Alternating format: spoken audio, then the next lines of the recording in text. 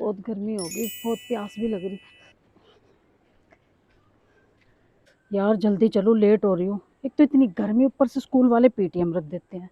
Madam जी, बहुत प्यास लग रही है, पैसे दे दो, गन्ने का जूस पी लूंगी थोड़ा सा। अच्छा, हाँ वैसे गर्मी तो होगी है, तो रुक। ये ले 20 रुपए।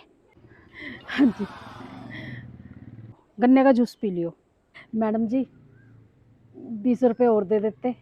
20 रुपए और क्यों? 20 रुपए का गन्ने का जूस मैं पी लूंगी, और 20 रुपए का ना मेरा बॉयफ्रेंड पी लेगा।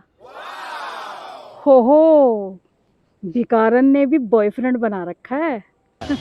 मैडम जी, भिकारन ने बॉयफ्रेंड नहीं बना रखा, बॉयफ्रेंड ने भिखारन बना रखा।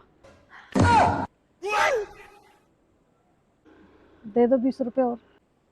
हाँ, देती हूँ।